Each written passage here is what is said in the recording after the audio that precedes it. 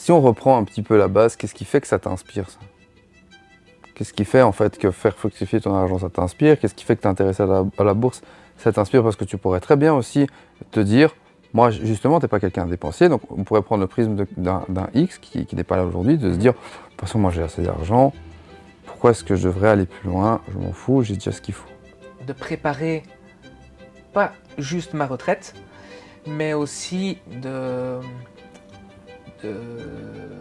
d'assurer mes arrières.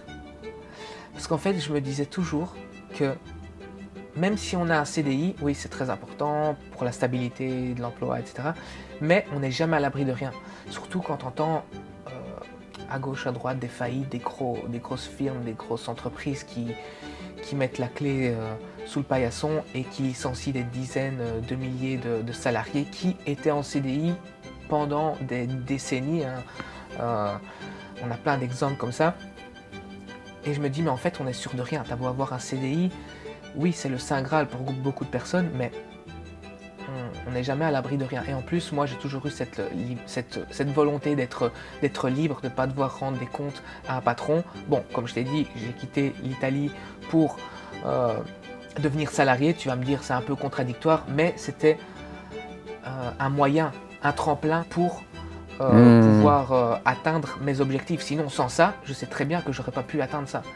Encore une fois, j'ai pas une famille riche. Bon, j'ai jamais manqué de rien étant petit. Ouais. Je vais pas non plus Classe me plaindre moyenne, quoi. de me dire oui, je viens de zéro. Bon, j'ai toujours eu Toujours de la bolognaise dans, dans ouais, le plat. même plus, j'ai toujours été habillé comme il fallait, pas en Gucci forcément, et Ouais, c'est pas ouais. ce qui m'intéresse. Mais voilà, j'ai jamais manqué de rien.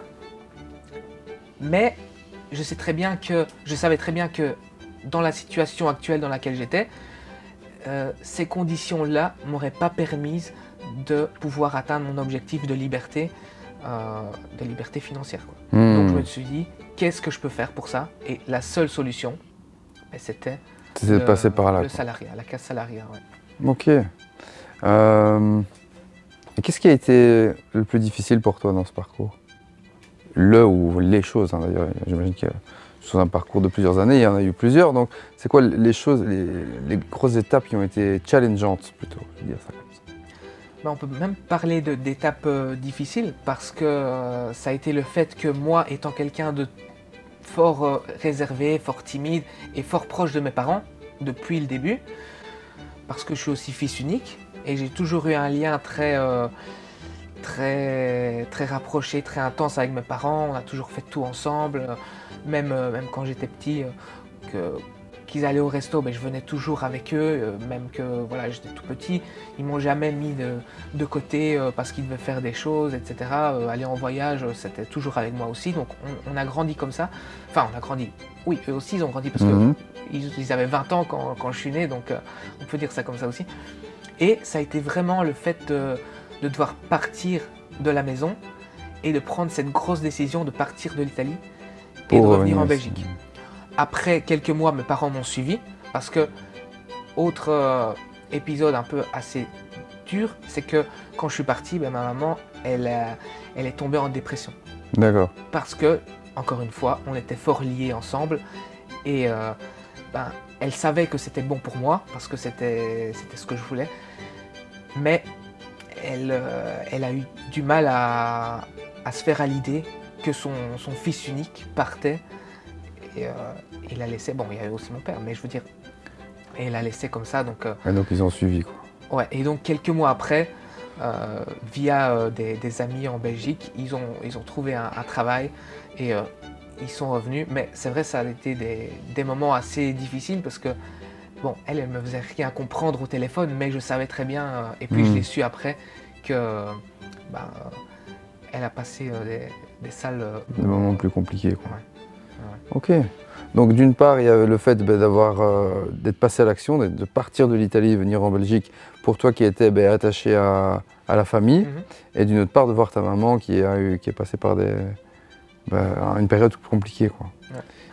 Et quoi d'autre dans ton parcours?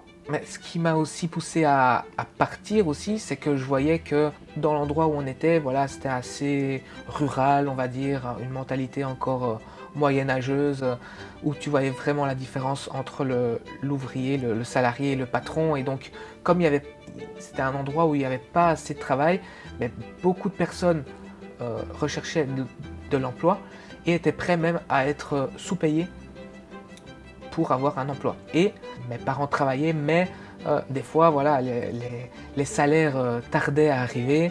Donc c'était 1 mois, 2 mois, et voilà. Encore une fois, j'ai pas envie de dire qu'on était dans une très mauvaise situation, parce qu'il y a toujours pire que nous, hein, c'est pas ça. Mais on a vécu aussi des moments assez difficiles niveau, niveau Financier. argent, financier, ouais. Et bon, mes parents, encore une fois, ils essayaient de me cacher ça parce qu'ils ne voulaient pas m'impliquer là-dedans. Pour eux, c'était leur affaire à eux et ils ne voulaient pas que j'en pâtisse. Mais bien sûr, vivant sous le même toit, je voyais très bien qu'il y avait des soucis, même si, encore une fois, j'ai jamais manqué de rien. Ils préféraient se priver, eux, pour me donner à moi un exemple. Hein. Mais je voyais que les choses allaient pas très bien et je me suis dit, en restant ici, c'est pas la bonne solution. Et je savais bien sûr qu'après ils m'auraient suivi quand je ne savais pas, mais je savais qu'ils seraient venus aussi me suivre. Donc,